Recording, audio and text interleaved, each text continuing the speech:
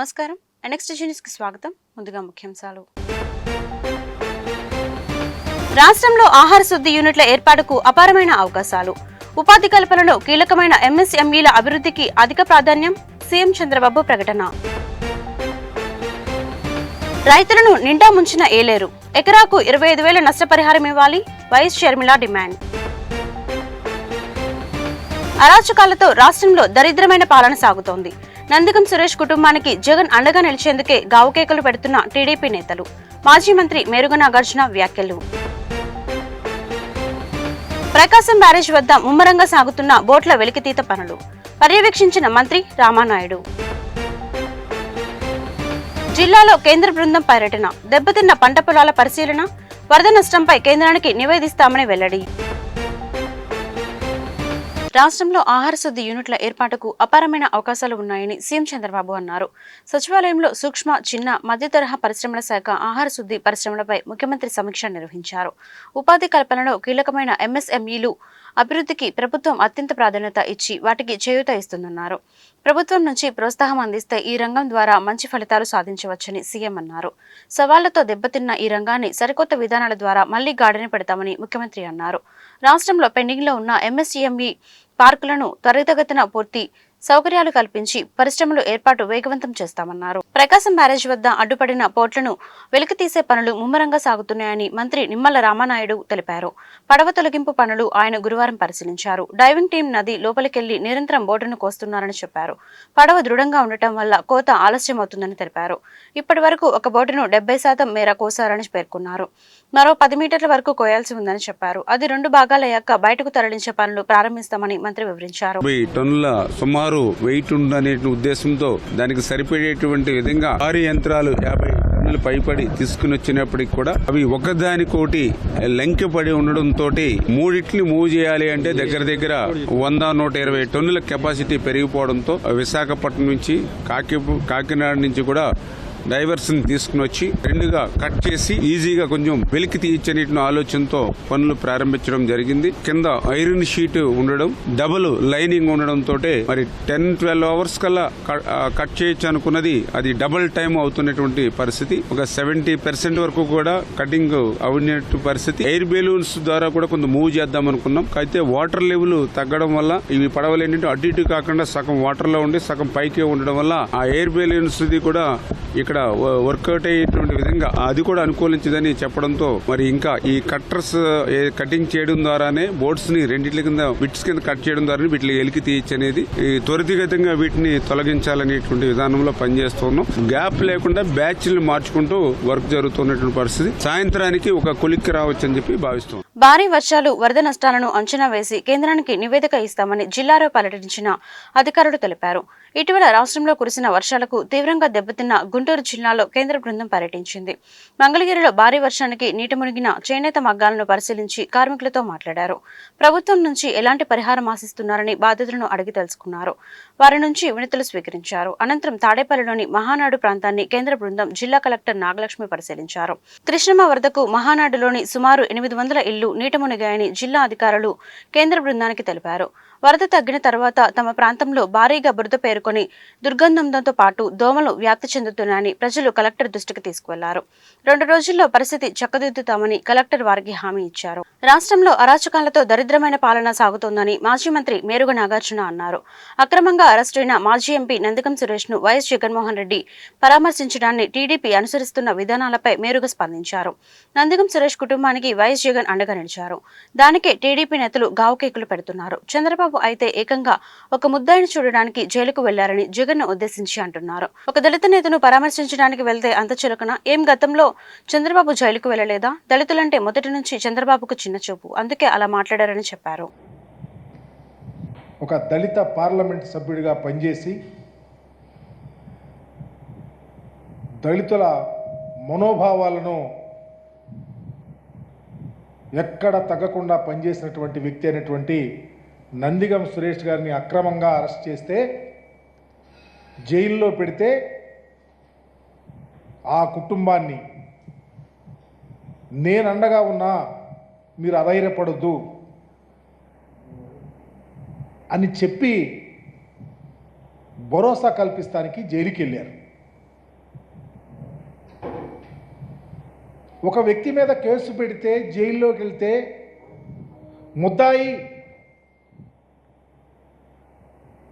ముద్దాయిని చూస్తాకి జగన్మోహన్ రెడ్డి గారు వెళ్ళారు అని గావు కేకలు పెట్టే ప్రపంచంలో ఉన్న ఈ తెలుగుదేశం పార్టీ నాయకుల యొక్క స్థితి గురించి ఆలోచించమని అడుగుతా ఉన్నా. స్వయానా ఈ రాష్ట్ర ముఖ్యమంత్రి ముద్దాయిని చూస్తాకి జగన్మోహన్ రెడ్డి వెళ్ళాడు. ఈ రాష్ట్రంలో ఉన్న మంత్రులు మాట్లాడుతూ ఉన్నారు. నేను అడుగుతా ఉన్నా, అయ్యా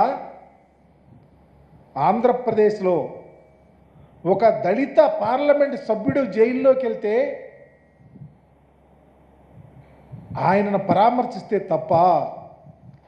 అంటే మేము జైల్లో ఉంటే మీకు ఆనందం, మమ్మల్ని పరామర్శిస్తే మీకు తేలిక భావన. ఇంతకుముందు ఎన్నడూ ఎవరు వెళ్ళలేదా? చంద్రబాబు నాయుడు గారు మీరు వెళ్ళలేదా? అంటే పేదవాడిని పలకరించడానికి, మనోధైర్యం కల్పిస్తానికి జగన్మోహన్ రెడ్డి గారు వెళ్తే మీరు ఇష్టం వచ్చినట్టు మాట్లాడటం మీకు తగునా అని అడుగుతా ఉన్నా. ఇది ఎక్కడైనా ఉందా ఈ సాంప్రదాయం? మీరు ఏనాడు వెళ్ళరు, మీరు పలకరించరు. దళితులంటే తేలిక స్వభావం. జగన్మోహన్ రెడ్డి గారు బాధ్యతాయుతంగా వెళ్ళారు. చంద్రబాబు నాయుడు గారు అయితే వెళ్తాడు, వాళ్ళకు సంబంధించిన వాళ్ళు ఎంతమంది జైల్లోకి వెళ్తే వెళ్ళారో తెలియదా? అంటే మీరు ఇంకా ఇప్పటికి కూడా అస్పృశ్యత అంటరానితనాన్ని వేలెత్తి చూపిస్తూ ఉన్నారని చెప్పడానికి ఇంతకన్నా ఉదాహరణ ఏముందని అడుగుతా ఉన్నా. మీరేమో పట్టించుకోరు, మీరేమో దాడులు చేయిస్తారు, మీరేమో అఘాయిత్యాలు చేయిస్తారు, మీరేమో అమానుషాలు చేయిస్తారు. చివరికి మా చట్టాలను చుట్టాలు గారు వాడుకుంటారు. రైతులను ఏలేరు నిండా ముంచిందని ఏపీ కాంగ్రెస్ అధ్యక్షురాలు వైఎస్ షర్మిల అన్నారు. 1000 ఎకరాలు నీట మునిగాయని చెప్పారు. కాకినాడ జిల్లా పెద్దాపురం మండలం కండ్రుకోటలో ముంపు ప్రాంతాలను ఆమె పరిశీలించారు. ఏలేరు ఆధునీకరణపై వైఎస్ రాజశేఖర్ రెడ్డికి ఉన్న చిత్తశుద్ధి ఆ తర్వాత వచ్చిన నాయకులకు లేదని విమర్శించారు. ఏలేరు మరమ్మతులపై ప్రభుత్వాలు దృష్టి పెట్టలేదు. దీంతో రైతులు దారుణంగా నష్టపోయారు. ఒక్కో రైతుకు ఇప్పటి వరకు 30,000 వరకు నష్టం వాటిల్లింది. పెట్టిన పెట్టుబడి వరద పాలైంది. రాష్ట్ర వ్యాప్తంగా 6 లక్షల ఎకరాల్లో పంటలకు నష్టం వాటిల్లింది. ఎకరాకు 10,000 పరిహారం ఇస్తున్నట్లు సీఎం చంద్రబాబు ప్రకటించారు. జరిగిన నష్టాన్ని పరిగణలోకి తీసుకొని కనీసం 25,000 పరిహారం ఇవ్వాలని షర్మిల డిమాండ్ చేశారు. రెడ్డి గారు మేము కాంట్రాక్ట్ ఇస్తే దాన్ని ఆనర్ చేయలేదు, క్యాన్సిల్ చేశారు. పోనీ ఆయన వేరే పనులు చేశారా అంటే చేయలేదు, కాబట్టే ఈ ముప్పు వచ్చింది అని చంద్రబాబు గారు చెప్తున్నారు. మరి దీన్ని జగన్మోహన్ రెడ్డి గారు ఏం సమాధానం చెప్తారో చెప్పాలి. జగన్మోహన్ రెడ్డి గారిని అడుగుతున్నాం. రాజశేఖర రెడ్డి గారి జలయజ్ఞంలోని ప్రాజెక్టులు, ఆయన 54 ప్రాజెక్టులు జలయజ్ఞంలో మొదలు పెడితే 42 ప్రాజెక్టులు ఇంకా మిగిల్చి వెళ్తే ఆ 42 ప్రాజెక్టులని 6 నెలల్లోనే పూర్తి చేస్తానన్నాడు జగన్మోహన్ రెడ్డి గారు. అవి పూర్తి చేయకపోగా ఉన్న ప్రాజెక్టులను కూడా కనీసం మెయింటెనెన్స్ కూడా చేసింది కాదు జగన్మోహన్ రెడ్డి గారి ప్రభుత్వం. ఇక్కడ రైతులు చెప్తున్నారు, ఒక్క వర్క్ కూడా జరగలేదు, కాలువ సైజు తగ్గిపోయింది, పూడికలు తీయలేదు, మోడర్నైజేషన్ చేయలేదు, కనీసం గేట్స్ మెయింటెనెన్స్ కూడా చేయలేదు. జగన్మోహన్ రెడ్డి గారి హయాంలో అన్నమయ్య గేటు తేలిపోతుండడం చూసాం. కనీసం ఇంట్లో ఏసీలకు, లిఫ్ట్లకు కూడా మెయింటైన్ చేసుకుంటాం యాన్యువల్ మెయింటెనెన్స్ కింద. కనీసం ఆ మేరకు కూడా ఖర్చు పెట్టలేదు జగన్మోహన్ రెడ్డి గారి ప్రభుత్వం. ఇప్పుడు చంద్రబాబు గారు ముఖ్యమంత్రి అయ్యారు. బొడమేరు చూస్తున్నాం. చంద్రబాబు గారు, జగన్మోహన్ రెడ్డి గారు ముఖ్యమంత్రులుగా 5 సంవత్సరాలు ఉన్నారు. కానీ బొడమేరు కారణంగా ఈరోజు విజయవాడ అంతా వరదైపోయింది. కారణం ఎవరా అని చూస్తే ఎన్క్రోచ్మెంట్స్ ని క్లియర్ చేయనందుకు ఈరోజు బుడమేరు ట్రాజెడీని చూస్తున్నాం. దీన్ని మెయింటైన్ చేస్తున్నా ఈరోజు రైతులకు ఇంత కష్టం వచ్చుండేది కాదు. చంద్రబాబు గారే చెప్తున్నారు, 6 లక్షల రైతులు, 6 లక్షల ఎకరాలలో పంట నష్టం జరిగింది అని. ప్రతి రైతు కనీసం 30,000 రూపాయలు ఖర్చు పెట్టానని చెప్తున్నాడు. నిన్న చంద్రబాబు గారు వచ్చారు, ఇదే జిల్లాకు వచ్చారు, 10,000 రూపాయలు ఇస్తామని చెప్పారు. కానీ చంద్రబాబు గారు 10,000 రూపాయలు సరిపోదంటున్నారు రైతులు. కనీసం 25,000 25,000 ఇయ్యకపోతే మేము కనీసం అప్పులు కూడా తీర్చుకునే పరిస్థితిలో లేము అని చెప్తున్నారు. గత ప్రభుత్వం జగన్మోహన్ రెడ్డి గారు 4,000 కోట్ల రూపాయలు ప్రతి సంవత్సరం రైతుల పంట నష్టపరిహారం కోసం పక్కన పెడతామని చెప్పి రైతుల్ని మోసం చేశారు. మీరు మళ్ళీ అదే చేయకండి. రైతుల్ని ఆదుకుంటామని చెప్పారు, 10,000 ఇస్తామని చెప్పారు. దయచేసి దాన్ని 25,000 చేయకపోతే ఈ కౌలు రైతులు ఖర్చు పెట్టుకున్న రైతులకి ఇవ్వకపోతే వీళ్ళు కోలుకోవడం అసాధ్యం. మాజీ ఎంపీ నందిగం సురేష్ ను పరామర్శకు వచ్చిన వైఎస్ జగన్ కలిసేందుకు భారీ ఎత్తున ప్రజలు తరలి రావడాన్ని టీడీపీ నేతలు తట్టుకోలేకపోతున్నారని వైసీపీ నేత జూపుడు ప్రభాకర్ తెలిపారు. జనానికి బుద్ధిలేదని విమర్శించే వ్యక్తిని చంద్రబాబునే చూస్తున్నామని చెప్పారు. ఊసరవెల్లి లాంటి చంద్రబాబుతో రాజకీయం చేయాలంటే సమాజమే సిగ్గుపడుతుందని అన్నారు. వైఎస్ జగన్ చరిష్మా ఉన్న నాయకుడు. రెడ్ బుక్ పేరు చెబితే భయపడే వాళ్ళు ఇక్కడెవరూ లేరన్నారు. గోదావరి పుష్కరాల్లో ప్రజల ప్రాణాలను బలి తీసుకున్న నేరస్తుడు చంద్రబాబు అని జూపుడు ప్రభాకర్ విమర్శలు గుప్పించారు. తాడేపల్లిలోని వైఎస్ఆర్ కాంగ్రెస్ పార్టీ కార్యాలయంలో గురువారం ఆయన మీడియాతో మాట్లాడారు. Doctor BR Ambedkar, Jashuva Phule పెరియాల్ literature foundation Guntur వారి ఆధ్వర్యంలో నేనెందుకు హిందువుని కాకుండా పోయాను సంబంధించిన పుస్తకావిష్కరణ సభకి సంబంధించిన బ్రోచర్ ఆవిష్కరించడం జరిగింది.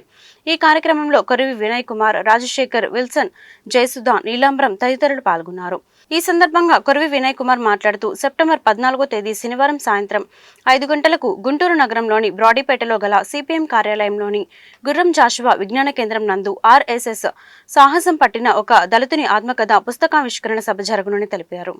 ఈ కార్యక్రమానికి ముఖ్య అతిథులుగా మాజీ assistant government pleader Sankuri Rajarao, కవి జర్నలిస్ట్ బి విల్సన్, పుస్తక రచయిత బన్వర్ మేఘవంశీ, పుస్తక అనువాదికులు కె సత్యరంజన్, రాష్ట్ర అధ్యక్షురాలు వికేసి పార్టీ మహిళా విభాగం కె జయసుధా తదితరులు పాల్గొంటారని తెలిపారు.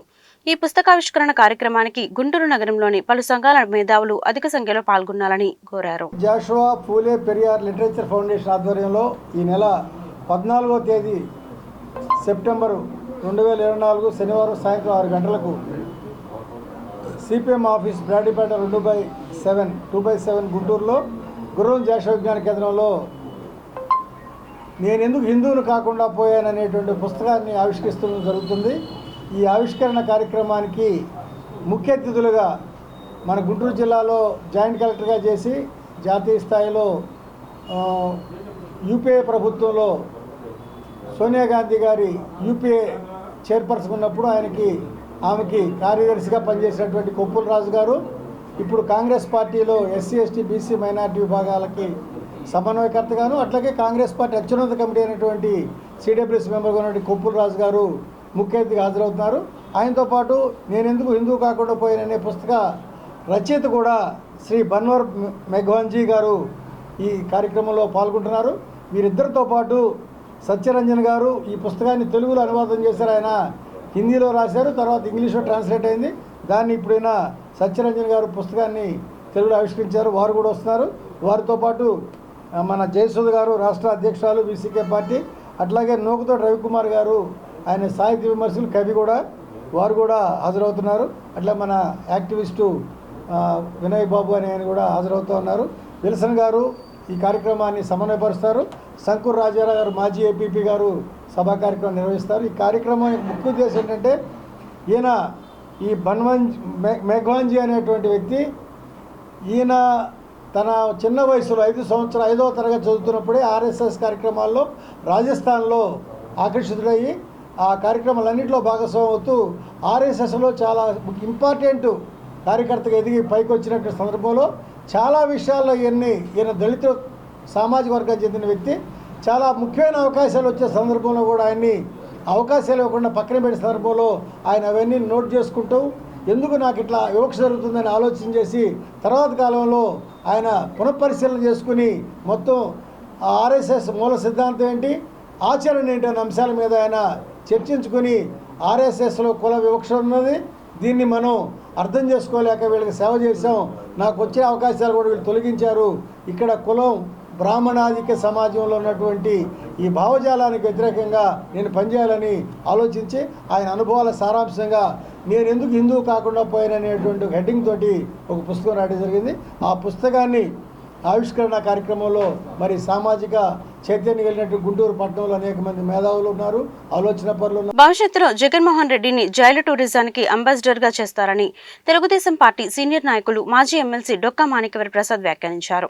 గురువారం అరండల్పేటలోని తన కార్యాలయంలో మీడియాతో మాట్లాడుతూ రాష్ట్రంలో వరదలు వచ్చి అనేక మంది ఇబ్బందులు పడుతున్నారు. వారికి అండగా రాష్ట్ర ప్రభుత్వం, రాజకీయ నాయకులు, అధికారులు, మరికొన్ని స్వచ్ఛంద సంస్థలు, సేవా సంస్థలు వరద బాధితులను ఆదుకుంటున్నారు. వైఎస్ జగన్మోహన్ రెడ్డి మాత్రం వరద బాధితులను పట్టించుకోకుండా జైలులో ఉన్న నందిగం సురేష్ ని కలవడం సిగ్గుచేటు అని అన్నారు. వరద బాధితులను కలవని పార్టీ ఏదైనా ఉందంటే అది వైఎస్ఆర్ కాంగ్రెస్ పార్టీ అని అన్నారు. అధికారంలో ఉన్నంతసేపు ప్రజాధనాన్ని దోచుకొని ఎలక్షన్లో వచ్చేసరికి వాటిని ఖర్చు పెట్టి గెలవడానికి ప్రయత్నం చేస్తున్నారు.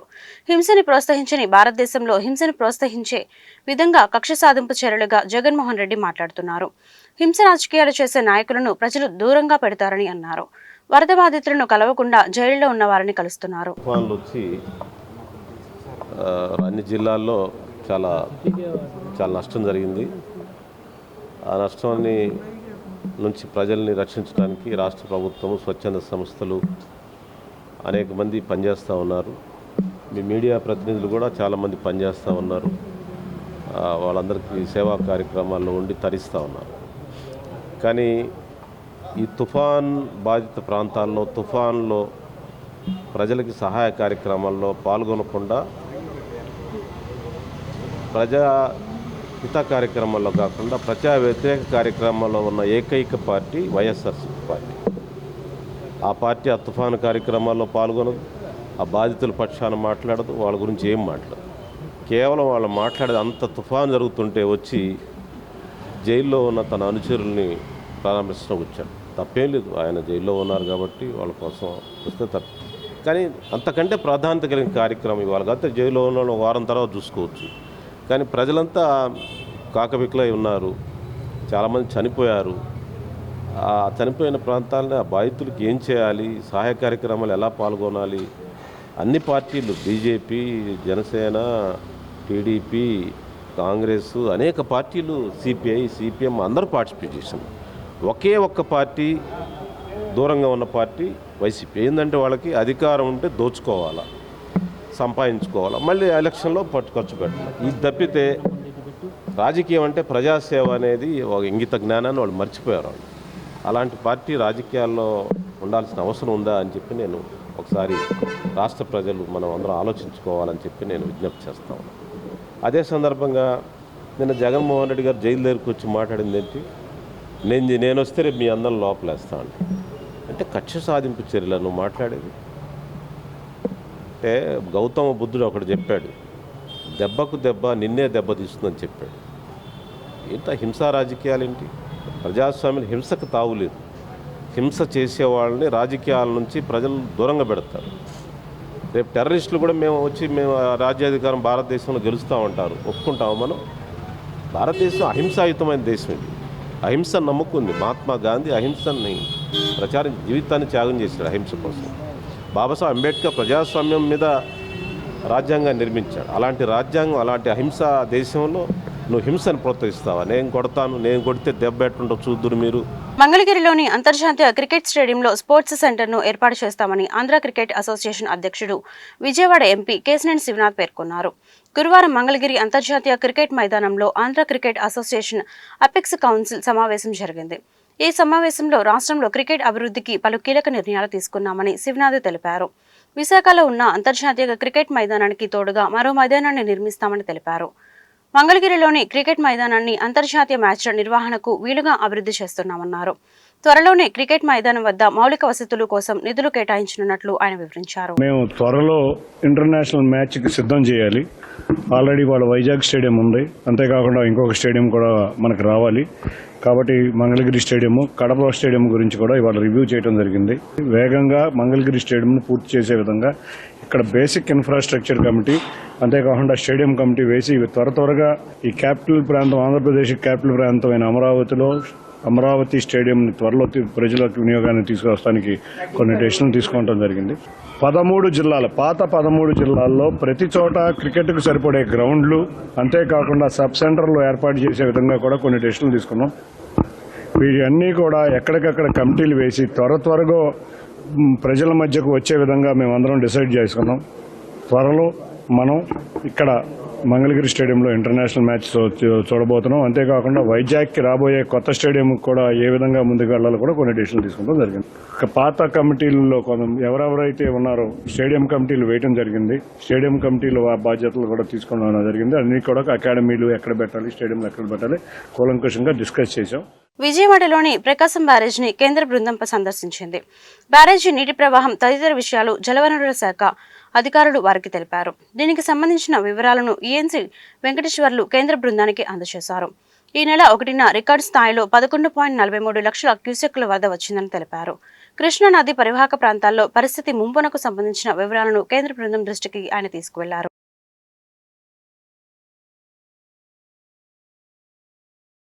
విజయవాడ వరద బాధితులను ఆదుకునేందుకు మేము సైతమంటూ సిపిఐ గుంటూరు నగర సమితి ముందుకొచ్చింది.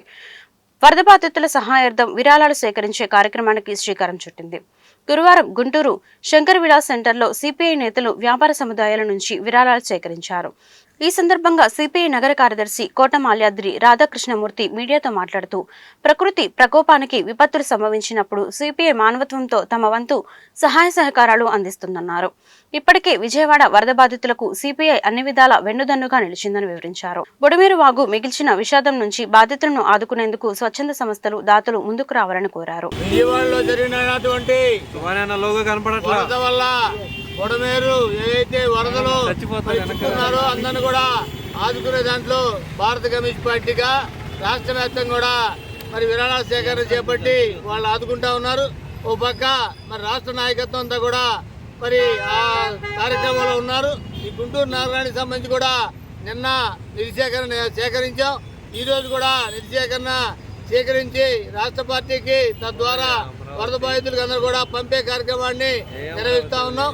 ఎప్పుడు కూడా ఈ నగరంలో ఏ ఇబ్బంది వచ్చినా కూడా మరి ఉదారంగా ఆదుకునే అలవాటు మా నగరానికి ఉంది. మొన్న కూడా కేరళ వరద బాధితుల్ని ఆదుకునే దాంట్లో భాగంగా కూడా దాదాపు 30 క్వింటాల బియ్యాన్ని కూడా వారికి పంపడం జరిగింది. అలాగే మరి ఈ ప్రతిసారి కూడా ఈ నగరంలో ఏం జరిగినా కూడా రాష్ట్ర వ్యాప్తంగా అన్నింటికీ సహకరిస్తున్న ప్రజలు మరి ఈ రోజు విజయవాడలో జరుగుతున్న ఈ కార్యక్రమానికి అందరూ కూడా సహకరించాలని కోరుతా ఉన్నాం. 100 సంవత్సరాల కాలంలో ఎన్నడూ లేనంతగా ఈరోజు ప్రకృతి విపత్తు వర్షాలు బుడమేరు వరదల వల్ల విజయవాడ నగర ప్రజలు తీవ్రమైనటువంటి ఇబ్బందుల్లో ఉన్నారు. ఇబ్బందులు పడుతున్నటువంటి ఆ ప్రజలను ఆదుకోవాల్సినటువంటి బాధ్యత భారత కమ్యూనిస్ట్ పార్టీ గుర్తించింది. ఇప్పుడే కాదు, గతంలో కూడా ప్రజలు ఎప్పుడు ఎటువంటి ప్రకృతి విపత్తులకు గురై ఇబ్బందులు పడుతున్నటువంటి సందర్భంలో భారత కమ్యూనిస్ట్ పార్టీ ముందుకు వచ్చి పెద్ద ఎత్తున సహాయ కార్యక్రమాలు అమలు చేసినటువంటి ఘనమైన చరిత్ర పార్టీకి. ఇప్పుడు కూడా మరి ఒకవైపు సహాయ కార్యక్రమాలు భారత కమ్యూనిస్ట్ పార్టీ ఆధ్వర్యంలో విజయవాడ నగరంలో జరుగుతూ ఉన్నాయి. ఈ జరుగుతున్నటువంటి దానికి మద్దతుగా ఇక్కడ ఉండేటువంటి ప్రజలు కూడా మీరు ఒంటరిగా లేరు, మీకు మేము భరోసా ఇస్తున్నాం, మేము ఉన్నాం అనేటువంటి పద్ధతిలో ఒక సందేశాన్ని వాళ్ళకి పంపించాల్సినటువంటి నేపథ్యం కూడా ఇక్కడ ఉన్నది. అందువల్ల మన నగరంలో భారత కమ్యూనిస్ట్ పార్టీ చేపట్టినటువంటి ఈ విరాళాల సేకరణ కార్యక్రమానికి పెద్ద ఎత్తున మద్దతునిచ్చి మరి భారీగా అక్కడ జరిగేటువంటి సహాయ కార్యక్రమాలకి తమ తోడ్పాటును అందించాలని చెప్పి మీ ద్వారా ప్రజలు కోరుతున్నారు. గుంటూరు జిల్లాలో అకాల వర్షాలు కురవడంతో అపార నష్టం వాటిల్లింది. దీనిపై కేంద్ర బృందం జిల్లా కలెక్టరేట్ ప్రాంగణంలోని శంకరన్ కాన్ఫరెన్స్ హాల్లో శాఖల వారీగా వివరాలను రాబట్టింది. ప్రధానంగా జిల్లాలో పంట నష్టం భారీగా జరిగిందని వ్యవసాయ శాఖ అధికారులు కేంద్ర బృందం దృష్టికి తీసుకువెళ్లారు.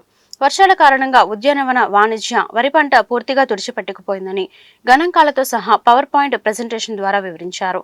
అలాగే రోడ్లు, విద్యుత్, ఆస్తి నష్టంతో పాటు ప్రాణ నష్టంపై అధికారుల నుంచి సమగ్ర నివేదిక సేకరించారు. అనంతరం కేంద్ర బృందం జిల్లా అధికారులతో కలిసి ఫీల్డ్ విజిట్ కు వెళ్లారు.